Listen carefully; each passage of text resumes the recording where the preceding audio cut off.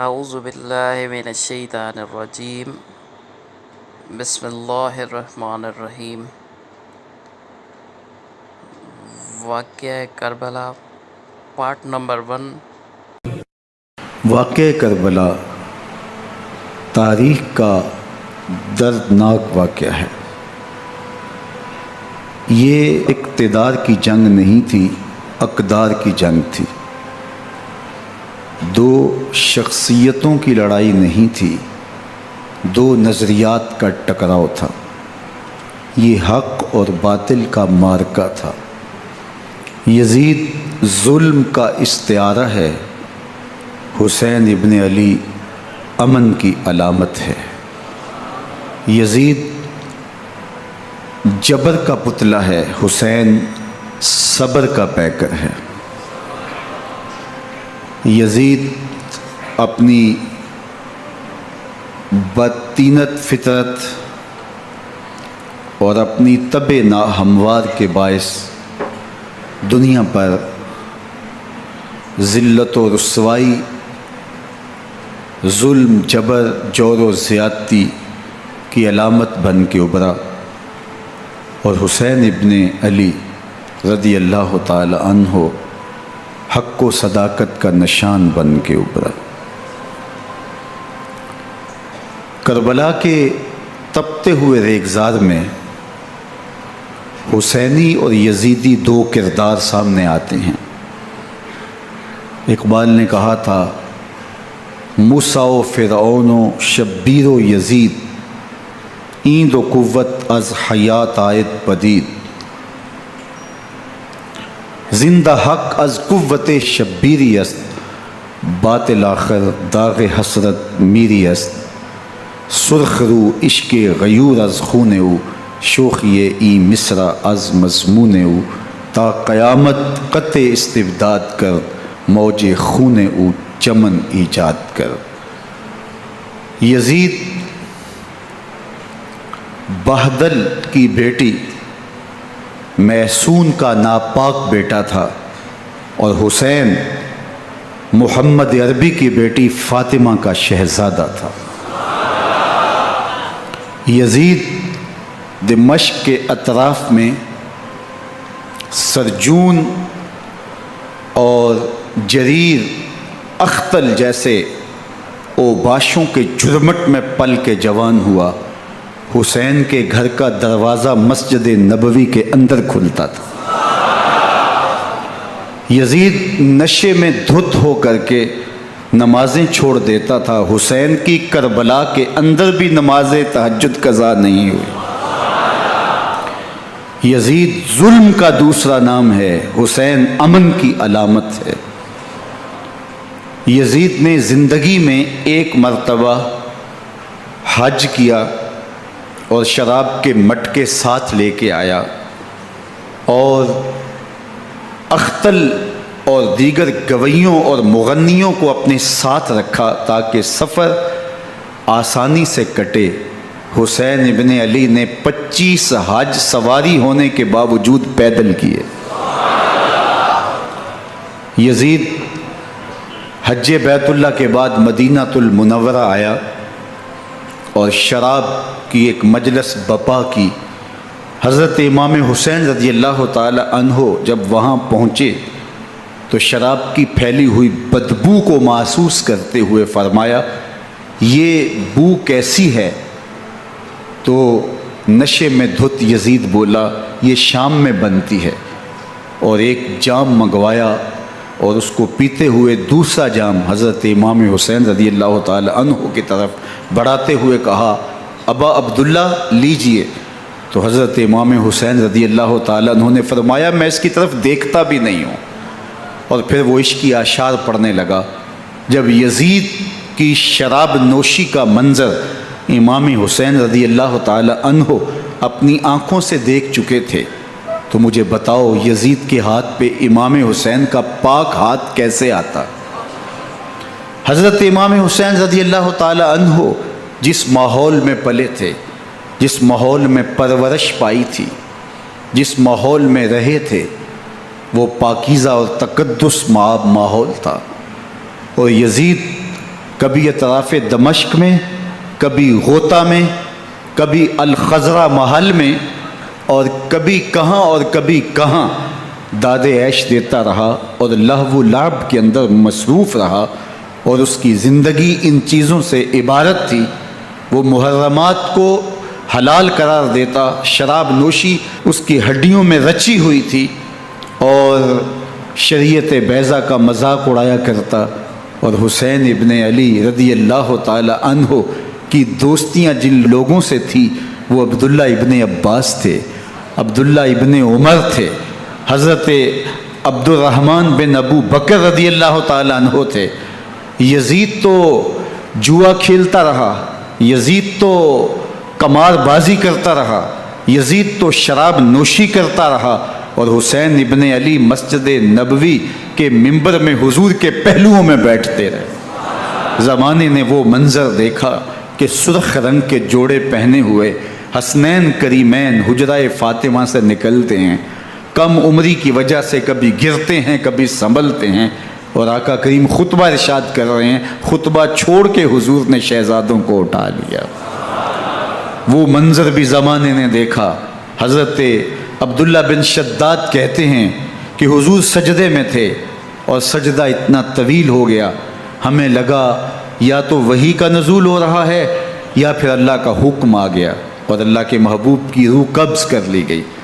لیکن میں نے جب نظریں اٹھا کے ننکیوں سے دیکھا تو کیا منظر تھا کہ حسین ابن علی حضور کی پشت پہ بیٹھے ہوئے اور میرے آقا سجدے کو طول دے رہے ہیں۔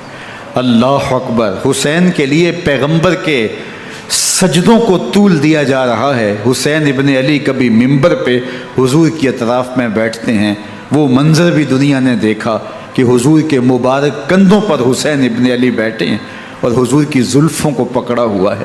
تو حضرت عمر رضی اللہ تعالیٰ عنہ دیکھ کے کہتے ہیں واہ واہ کیسی سواری میسر آئی حسین ابن علی کو۔ تو میرے آقا مسکرا کے کہتے ہیں عمر سواری دیکھتے ہو سوار بھی تو دیکھو۔ اللہ اکبر! حضرت اسامہ بن زید بن حارثہ رضی اللہ تعالیٰ عنہ فرماتے ہیں رات کا ایک پہر گزر گیا اور مجھے حضور سے کوئی کام تھا، میں آقا کریم کی خدمت میں حاضر ہوا، در دولت پہ دستک دی، حضور تشریف لائے تو چادر اوڑی تھی، بکل کی ہوئی تھی میرے حضور نے، تو میں نے اپنی حاجت کہی تو حضور نے میری حاجت پوری کر دی۔ لیکن ایک منظر میں نے دیکھا کہ حضور نے جو چادر کی بکل فرمائی تھی اس کے اطراف میں پہلوؤں میں ابھار تھے جس طرح اندر کوئی ہو۔ مجھ سے نہ رہا گیا، میں نے پوچھ لیا، میں نے کہا بندہ نواز چادر کے اندر کیا ہے؟ فَكَشَفَهُ، تو حضور نے چادر کو کھول دیا۔ فَإِذَا الْحَسَنُ وَالْحُسَيْنُ عَلَىٰ وَرِكَيْهِ، تو کہتے ہیں میں نے اپنی آنکھوں سے دیکھا ایک پہلو سے امام حسین لپٹے ہوئے تھے، ایک پہلو سے امام حسن لپٹے ہوئے تھے۔ فرمایا یہ میرے بیٹے ہیں، یہ میری بیٹی کے بیٹے ہیں، اے اللہ میں ان سے پیار کرتا ہوں، تو بھی ان سے پیار کر، جو ان سے پیار کرے اس سے بھی پیار کر۔ ان کی محبت کا درس دیا، ان کے پیار کا سبق پڑھایا، کہا ان سے پیار کرنے والا میرے سے پیار کرنے والا ہے، ان سے بغض رکھنے والا میرے سے بغض رکھنے والا ہے۔ ان کی تکلیف حضور کو بے چین کر دیتی تھی۔ حضرت سیدہ فاطمہ الزہرا رضی اللہ تعالی عنہ کے گھر کے قریب سے گزرے تو حضرت امام حسین کے رونے کی آواز آ رہی تھی، تو آقا کریم علیہ السلام نے فرمایا کہ فاطمہ حسین کو چپ کرواؤ، الا تعلمی ان بقاءہ یوزینی، تو جانتی نہیں حسین کا رونا مجھے دکھ دیتا ہے۔ حسین ابن علی کو حضور رونے نہیں دیتے تھے، ان کو دکھی نہیں ہونے دیتے تھے، کیونکہ رسول اللہ صلی اللہ علیہ وسلم جانتے تھے کہ یہ کتنے دکھ سہے گا، کتنی تکلیفوں سے گزرے گا اور کتنے مصائب سہے گا۔ زمانے نے وہ گھڑیاں بھی دیکھیں کہ حضرت حذیفہ بن یمان رضی اللہ تعالیٰ عنہ فرماتے ہیں کہ میں حضور کی خدمت میں نماز مغرب کی ادائیگی کے لیے حاضر ہوا، اور میں نے یہ اجازت خاص طور پہ اپنی ماں سے اس شرط پہ لی تھی کہ امی آپ مجھے اجازت دیں، میں حضور کی خدمت میں حاضر ہوتا ہوں، مغرب کی نماز بھی ادا کروں گا اور پھر حضور سے عرض کروں گا حضور میرے لیے اور میری ماں کے لیے بخشش کی دعا کر دیجئے۔ ماں نے اس شرط پہ اجازت دے دی اور میں حضور کی خدمت میں آ گیا، نماز مغرب ادا کی، سلام پھرا تو میرے دل میں آرزو تھی میں حضور سے عرض کروں حضور میرے لیے اور میری ماں کے لیے مغفرت کی بخشش کی دعا کر دیں۔ لیکن حضور عبادات میں، ذکر میں، نوافل میں ایسے مشغول ہوئے کہ میں آرزو رکھنے کے باوجود بھی عرض نہ کر سکا۔ خیر نماز عشاء کا وقت ہوا، اذان پکاری گئی، حضور مصلی پہ آئے، نماز پڑھی، سلام پھرا، تو میرے دل میں پھر خیال آیا کہ ماں سے ایک نماز کی چھٹی لی تھی، نمازیں بھی 2 ہو گئیں، ماں نے جاتے پوچھنا ہے حضور سے میرے لیے اور اپنے لیے مغفرت کی بخشش کی دعا کروائی تھی تو کیا جواب دوں گا؟ اور حضور اٹھے اور کاشانہ اقدس کی طرف چل دیے۔ اب میرے دل میں یہ خیال رہ کے آ رہا تھا کہ ماں کو کیا جواب دوں گا، میں تو حضور سے بخشش و مغفرت کی دعا کروا ہی نہیں سکا۔ جب حضور چل پڑے تو غیر ارادی طور پہ میں بھی حضور کے پیچھے چل پڑا۔ چلنے میں تھوڑی سی رفتار تیز ہو گئی جس سے قدموں کی آہٹ پیدا ہوئی، تو جب آواز پیدا ہوئی تو حضور نے رخ پھیرے بغیر فرمایا من ھذا، میرے پیچھے پیچھے کون آ رہا ہے؟ پھر خود ہی کہا حذیفہ تو نہیں؟ تو میرا دل دھڑک رہا تھا، قل تو نعم، میں نے کہا جی حضور میں حذیفہ ہوں۔ فرمایا ما حاجتوں کا غفر اللہ لکا ولأمک، کیا کام ہے؟ اللہ تجھے بھی بخش دے، تیری ماں کو بھی بخش دے۔ اب جو کام تھا وہ جنبش لب سے پہلے ہی ہو گیا، یہاں تو لفظوں کا سہارا بھی نہیں لینا پڑتا، وہ بند لبوں کی بولیاں بھی سنتے ہیں۔ اقبال بولا ہے فروغت صبح آثار و دہور، چشم تو بی نندائے ما فی الصدور، تیری نظر تو سینوں کے چھپے راز بھی دیکھتی۔ تو کہا ما حاجتوں کا غفر اللہ لک ولأمک، اللہ تجھے بخش دے، تیری ماں کی بھی مغفرت کر دے، کیا کام ہے؟ اب جو کام تھا وہ تو ہو گیا۔ تو میرے حضور نے ارشاد فرمایا حذیفہ سنو، ابھی ایک فرشتہ آیا ہے جو اس سے قبل دھرتی پر پہلے کبھی نہیں آیا، آج پہلی مرتبہ اللہ سے اجازت لے کے 2 کام کرنے آیا ہے، ایک تو مجھے سلام کرنے آیا ہے اور دوسرا خوشخبری دینے آیا ہے کہ آپ کی بیٹی فاطمہ جنتی عورتوں کی سردار ہے اور حسن اور حسین جنتی جوانوں کے سردار۔ ایک طرف یزید ناپاک میسون کا پلیت بیٹا اور ایک طرف محمد عربی کا نواسا، فاطمہ کے دودھ کا اثر، علی المرتضیٰ کے خون کی تاثیر، رسول اللہ صلی اللہ علیہ وسلم کے کندھوں پہ بیٹھنے والا۔ ایک دن حضور نے امام حسین رضی اللہ تعالیٰ عنہ کے ہاتھ پکڑ لیے اور ان کے پاؤں اپنے پاؤں پہ رکھے اور پھر فرمایا بیٹے آگے بڑھو، اور ان کے پاؤں حضور کی پنڈلیوں پہ آئے، پھر کہا بیٹے اور آگے بڑھو، حتیٰ کہ ان کے پاؤں حضور کی رانوں پہ آئے، پھر فرمایا بیٹا اور آگے بڑھو، تو ان کے پاؤں حضور کے مبارک بطن اقدس پہ آئے، پھر بازوؤں کو کھینچ کے اپنے قریب کیا اور حسین ابن علی کے منہ میں اپنی زبان رکھ دی، اور وہ اس طرح چوس رہے تھے جس طرح کھجور چوسی جاتی ہے۔ تو اللہ کے محبوب علیہ السلام نے حسین ابن علی کو اپنی زبان کا لعاب دہن دے کر کے، وہ شیر رحمت دے کر کے، وہ کوثر و تسلیم سے پاکیزہ تر آب رحمت عطا کر کے ان کی ہمیشہ کے لیے پیاس بجھا دی، تاکہ کل کربلا کے تپتے ہوئے ریگزار میں حسین ابن علی کو پیاس کی شدت تنگ نہ کرے اور پائے استقلال میں لغزش نہ آنے پائے۔ ان نازوں سے پالے ہوئے حسین کو، ان محبتوں سے پالے ہوئے حسین ابن علی کو امتحان بھی اتنے بڑے درپیش تھے۔ یاری تیری سونا پر ازمیشاں تیریاں اگ، سونا پرکھیا جاندہ ہے نال اگاں دے لگ۔ جتنا بڑا شخص ہوتا ہے اتنی آزمائشیں بھی بڑی ہوتی ہیں۔ پیغمبر رحمت کی آغوش میں کھیلنے والا، حجرہ فاطمہ کا جانشین، مصلی رسول کا وارث، منبر رسول صلی اللہ علیہ وآلہ وسلم پر حضور کے مبارک پہلو اور گود میں بیٹھنے والا حسین، حضور کی زبان چوسنے والا حسین، حضور کے کندھوں پہ سواری کرنے والا حسین، آقا کریم علیہ الصلوۃ والسلام کے مبارک سجدے کی حالت کے اندر حضور کی پشت پہ کھیلنے والا حسین، جس حسین کا دروازہ مسجد نبوی کے اندر کھلتا تھا، اور یزید کی کرتوتوں کے چشم دید گواہ تھے۔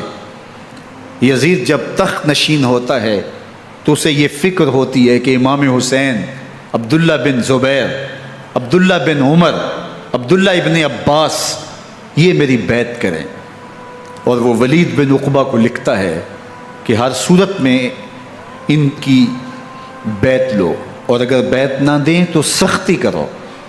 حضرت امام حسین رضی اللہ تعالی عنہ کو بلاوا آتا ہے کہ آپ کو دارالامارت میں گورنر ہاؤس میں بلایا جا رہا ہے۔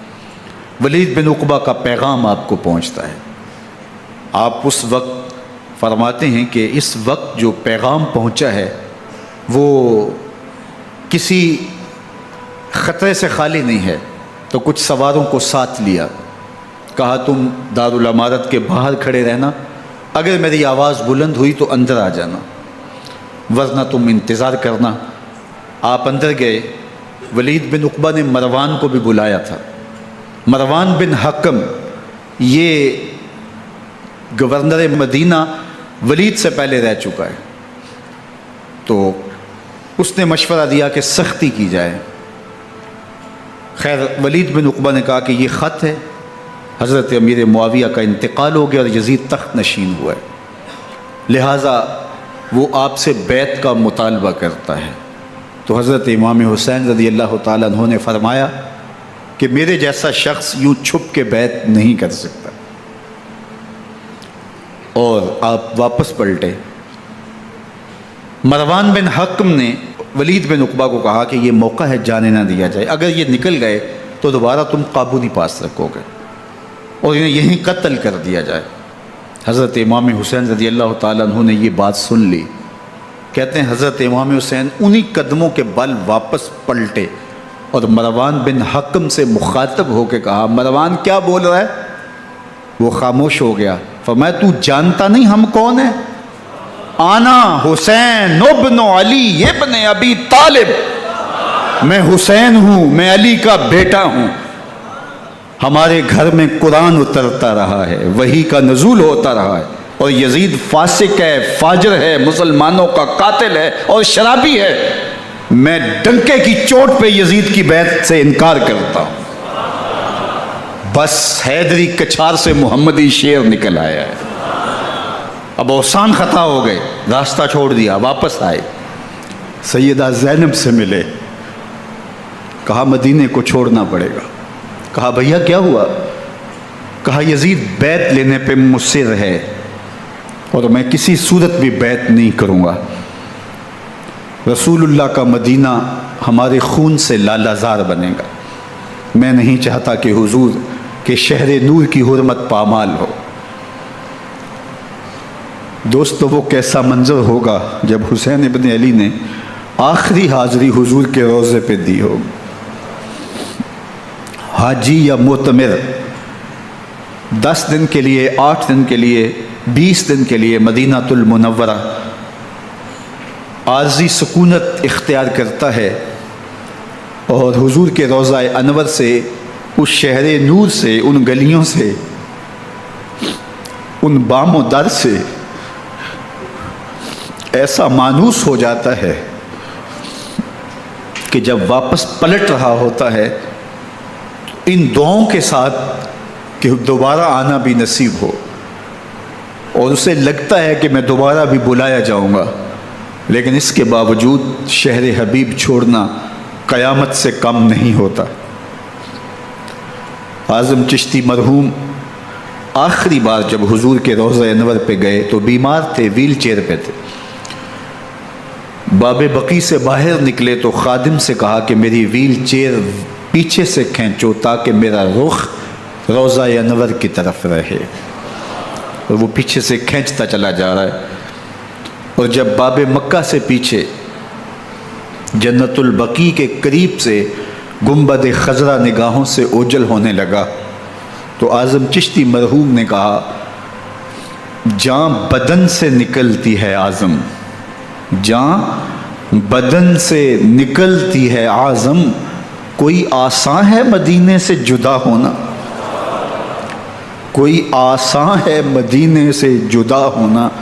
یہ اس شخص کی کہانی ہے جو 10 دن 5 دن مہینہ 2 ماہ وہاں رہتا ہے اور پھر اس شہر کو چھوڑ کے آنا اس کے لیے آسان نہیں ہوتا۔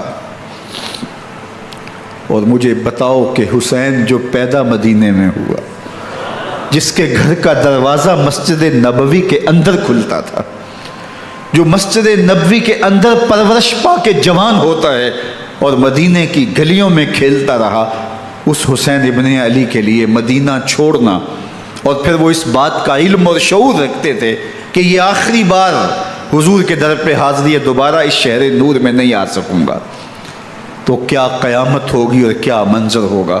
محمد بن حنفیہ کے علاوہ خاندان نبوت کے جتنے لوگ تھے ان سب نے شہر مدینہ کو الوداع کہا، اور رات کے موقع میں مدینہ المنورہ کو، مسجد نبوی کو چھوڑ کر کے مکہ کی جانب عازم سفر ہوئے۔ 3 شعبان المعظم کو مکہ المکرمہ پہنچتے ہیں، ادھر کوفیوں کے خطوط آنے شروع ہو جاتے ہیں۔ حضرت امام حسین رضی اللہ تعالیٰ عنہ مسلم بن عقیل رضی اللہ تعالیٰ عنہ کو صورتحال معلوم کرنے کے لیے بھیج دیتے ہیں۔ 40,000 کوفی آپ کے ہاتھ پہ بیعت کر لیتے ہیں۔